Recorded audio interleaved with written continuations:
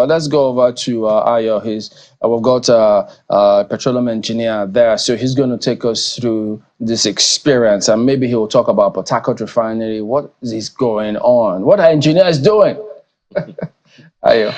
Well, Chamberlain, you already did the introduction, so let's just jump into it. Martin Sonovo is here with us, of course. As you know, you mentioned he's a petroleum engineer. He's also a presidential candidate of the NCP in the 2015 presidential election. Thank you for joining us this morning. Thank you very much. So you saw the report. What's going on?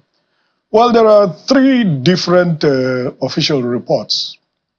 There's the report of the NNPC, which takes responsibility. So we shouldn't be looking for responsibility. They accepted responsibility and attributed the problem to logistic issues, which they say they have fixed. Now, the latest report from Ipman seems to corroborate that they have fixed the problem. And based on that, we expect that this situation will be resolved this week. Because Ipman specifically said that they have asked them to start coming in to load. So if they're able to load and supply their retail stations, the situation should ease off this week. But that will take some time. You know, one of the challenges that I usually have with these kinds of things is like maybe it's a little too simplistic. You know that when you get to your house, someone should open the gate for you and you drive in. But then you get to the front of your house, you want to get in, and you find out that the route into your house has been excavated. It's nothing you knew about. You just got home and found it. It's a similar situation that we have on our hands right here. Nigerians just wake up to experience this. Should it have happened in the first place? Well, it shouldn't happen. But in this kind of an environment where we are, where we say anything goes, it's not the first time, and I'm not surprised.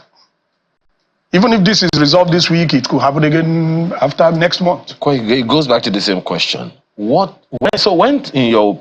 what you know, when the NNPC say we have logistical challenges, what could these logistical challenges be?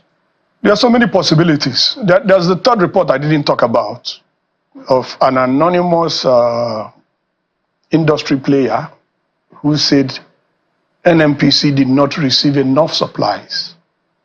I hope you know this is imported product. So, because it's imported product, you import, you transfer to your depots, marketers take out of your depots to their retail stations. So, as a fact, based on the reports, the depots had constrained supply from NNPC. That's given. Nobody contested that. So you don't give what you don't have. If the depots don't have enough supply, they can't give you enough product. So that's clear. But Ipman says that they have been directed to go and load. So that presumes that NNPC has provided sufficient supply to the depots. So if that is correct, this situation should resolve this week. But it goes back to the challenge. You still haven't answered the question of should it happen in the first place? No, I've answered that. Because it should not happen. Quite a number of times that the NNPC is faced with this question. What we hear is, we have millions of liters of petrol or certain quantum of storage of petrol or petroleum products all over the nation. That is more than enough for us for another month or thereabout. The total NNPC storage for PMS, according to NNPC, is sufficient to take the whole country for 30 days. So it shouldn't happen. Exactly. So why is this happening? NNPC will need to answer that. And they already told you it was logistic issues. And they said they have resolved those issues. So that's internal to NNPC. Well, you are not NNPC, so I can't even take you up on so NNPC should have to define what logistical problems or challenges or issues are to the Nigerian. But the other leg to that is the promise or promises that have been made by the same NNPC or NNPCL now with the petroleum refineries and all of that. What do you make of what's going on right now? There are those who believe that NNPC is already behind in its own promise of ensuring that the petroleum refinery begins production and supply to Nigeria. That's very clear from the original schedules. That's very clear. But let's not go back so far, because it may be easy for the current government to claim that we were not in charge when it happened, even though it's the same GMD that was there. I mean, it's the GMD from the Buhari government that is still GMD today, so we can claim it's the same thing. The last date we got was December. Then in December we got January. This is April, it's not done. And when we got December, those of us who had inside information about the situation on the project knew it wasn't going to happen, and we said in public that it wasn't going to happen. Because we have inside information. It's our colleagues that are working on the project. So we can call them on phone and say, what's going on? When are you guys going to be ready? And the typical thing you hear is, don't mind these people. That's what you hear. Because services, materials, such things are delayed. So, answer to Chamberlain's question, the engineer would not use his bone to turn to equipment. If the equipment is there, it's not there, there's nothing to install. So now we also understand that there's what they call mechanical completion and all of that. Yes. At what stage do you think we are right now? Well, I think that statement was improperly used, because the mechanical completion that was used for Port Harcourt Refinery, properly defined, was not mechanical completion of the entire project. It was mechanical completion of a module. What does that mean? It's a big system with many parts, and you're trying to fix all the parts that have problems. So you can achieve mechanical completion in one module. That doesn't mean you have achieved mechanical completion in the entire plant. So it was misinterpreted, because it wasn't properly defined, that it was actually mechanical completion for a module. Now, help me understand, because I'm sure many Nigerians are asking. Mechanical completion is not ready for commissioning. Just a second. Aha. Because I also know that commissioning in petroleum language is another exactly. But we understand that there are two. That the Port Harcourt Refinery is a two-in-one. That's correct. There are two refineries. Okay. Is this the completion of the smaller one that has been alleged? No. It's just an element of the smaller one. It's a system in one of the refineries. Which is the smaller refinery? No, the bigger one, I think. Okay. It's a system in the bigger refinery. And I think that's the flare package that was completed. And that's why you saw the flames. And then they say, the refinery is back in production, we can see flames. So that's not correct. When you achieve mechanical completion on a project is when you have achieved mechanical completion on all the components, not on one. But they needed to put out that announcement to show that they had made some progress. So I think they could have managed it better by being specific and by also saying what was outstanding to be done. And that's why we're here today, because don't forget that was last year.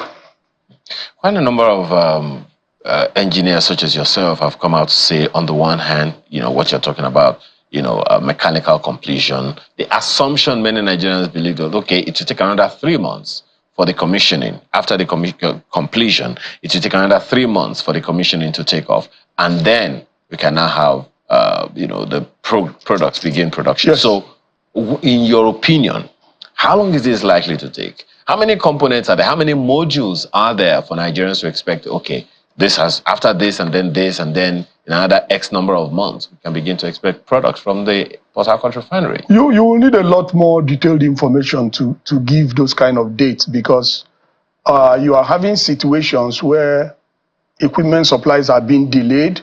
You're having situations where some subcontractors are not paid and are refusing to work. So those are the issues. So to me, those are not engineering issues. Those are typical Nigerian management issues, because in project planning, you know at what stage you need what equipment. And you ensure that those equipment are there before then. But when you have a situation where a subcontractor is saying, you have not paid for the work we have done, you are in breach of the contract, we cannot continue the work. That brings a delay. Well, it sounds like you're saying that the NNPC or whoever is supposed to be giving us information is being insincere.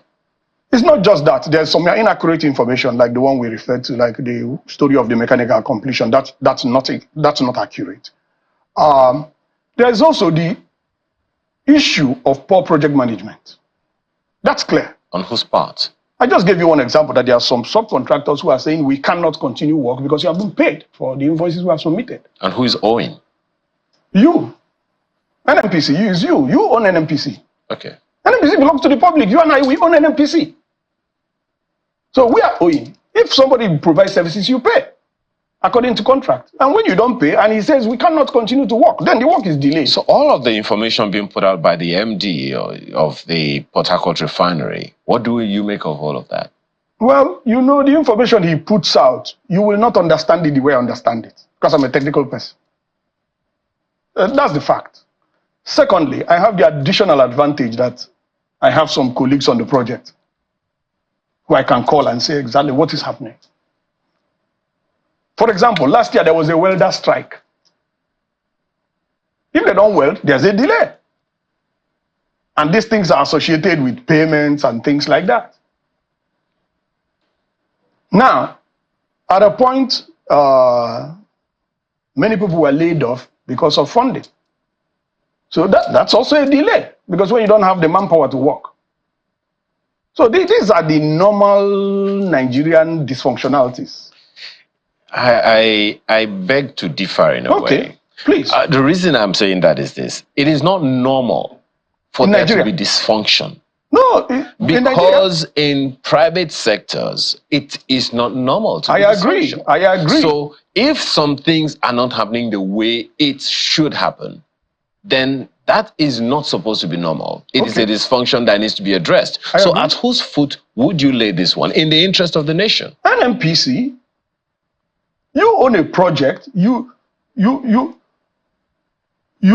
selected the contractor, you scoped the project, you're supposed to fund it, and then we're having these issues. It's NNPC, it's very clear. Secondly, it's easy for you to theoretically make the claims you have made. But in this country, since 1999, the Constitution has prohibited corruption. Prohibited. The Constitution. But you know we're one of the most corrupt countries in the world. So the reality is that the dysfunctionalities are here. And they are rooted in government. We cannot pretend we do not know. NNPC is a public corporation. So we cannot pretend. This is our country. We know that things are dysfunctional, very dysfunctional. And we need to correct them. How? Government. Authority and responsibility. The Constitution assigns the responsibility for public corporations to government. Okay. We have just a few minutes, Mr. Novo. Yes. So if we are to ensure that these things don't happen again, what do we do? Here is the reason. Now we know that there are questions around the Port Harcourt Refinery. We also know that the Dangote Refinery is becoming more and more promising. And we also know that, of course, the NNPCL has some kind of stake there, as well as the second largest of its kind in Nigeria as at now. How do we ensure that where we are now, we don't get there anymore? It's planning. And then you must also take responsibility. What do I mean? Ultimately, when we say it's government, who chooses the people in government, in quote? Even if they rig the election, it's because we allowed them. So ultimately, we have to take responsibility. If I rig the election and I claim I'm president, and you let me sit there, then you take responsibility. And I cannot perform. You take responsibility. Why did you allow me to sit there? Then if you claim you voted for me, then you also take responsibility for voting a mediocre. So ultimately, we take responsibility. And then, for you to ask me this question, I should be the one asking you these questions. Why? Because the Constitution assigns the responsibility to hold government accountable to the media which you belong to. That's the fact. I didn't write the Constitution. It is the media that is supposed to hold the government accountable. Yeah. Now, the government told you it's doing a transcoastal road. And it's told you it's doing 47 kilometers for 1 trillion. Divide 1 trillion by 47 kilometers. That's over 20 billion per kilometer. That's number one.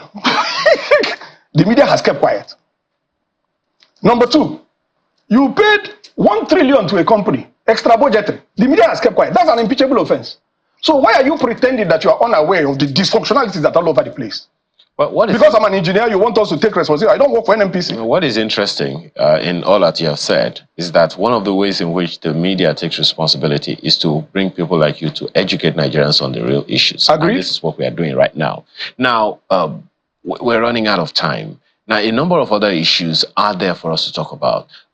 You saw the report by my colleague in Abuja who said that there are people right there in front of the fuel stations selling the fuel at more than, in fact, 100% increase. We understand that in Sokoto, the black markets are selling for something in the region of 2,000 naira per liter. That's what it is. And several other parts of the country like that. In fact, what is interesting about the one in Abuja is that it's happening right there in front of the NNPC's facility. Who should be calling these ones to order? Is it the FCCPC or the NNPC? Who? And well, please don't say Nigerians. No, you call it a black market. If it's a black market, it's law enforcement. But you see, law enforcement too has to prioritize its issues. To me, that's a minor issue. I mean, you are having kidnapped, a military commander just got shot. Law enforcement has more serious issues than one poor boy who manages to go to a filling station queue, pretend he's buying for his generator. Then he goes and splits it and starts selling on the streets. Law enforcement has more serious things to attend to. If NNPC provides supply, you put him out of business. So let's not waste our energy with those kind of things, please. Okay. So, Ipman is making a statement. In fact, I read the report that is saying something like there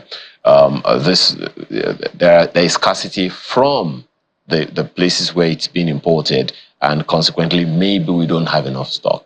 Is this something that you think should even gain any traction, or it should just be shut down since NNPCL says they have enough stock? Well, we should just make sure that the newer stories, which are sounding more optimistic, we should just make sure they are true and that nothing else frustrates them so that you can keep the economy running. Because this is a product that is critical. You can't do business without moving goods and services and personnel. You can't. So, and this is foundational to movement of personnel, goods, and services. So, it is critical that we have energy to power the economy, and not just PMS. We need the diesel, we need the electricity. If you look at the largest economy in the world, the US, it consumes about 25% of the world's energy. It is that energy that is powering the economy. So, you need energy to power an economy. When we ran for president, we said we will fuel this economy. We will power it and we will diversify it. That was the summary of our economic strategy. We will fuel the economy, we will power it, and we will diversify it. That's what we're selling. Okay. So, and I don't think the story has changed because the circumstances have remained, not just the same, they have remained worse. You know, one of the things that, makes what you're saying right now interesting is this is an issue. For instance, we're talking about the fuel scarcity now, and it will seem like everything goes back to the federal government all the time. In the meantime, the NNPC is sole importer.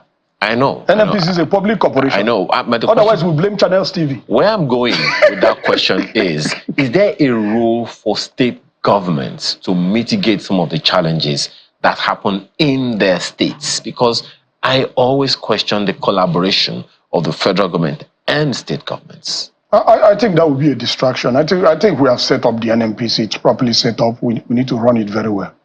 That's all. You think it's over-centralized? No, because it has depots all over the place, and it's properly set up. And we have been set up to run this way, and there's a cost for change. So if you start trying to change things now, there's a cost to that. I think that it's that we're not running the NNPC well, and we need to run it well. How? Well, for example, if you have 30 days, as they claim, of capacity to store, then it means you have 30 days before you run into a scarcity, assuming you have full storage. That means before you run into a shortage of supply, you have 30 days to restock. So even a smart WAEC student should be able to arrange for that.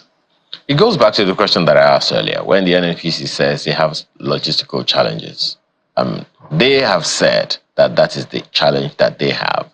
Is this something you believe? Is this something you agree with? Is this something that makes sense to you? What could be these? Because it's not the first time, not the second time. And you are saying it may not be the last if we don't deal with it. No, it may not be the last. So I mean, these things have been happening over so many... What are those logistical challenges? We have just about 45 seconds. The only way we can be sure is for the NNPC to specifically identify what logistic challenges it has, because I know that it could be so many things. But you must understand that we are operating in a very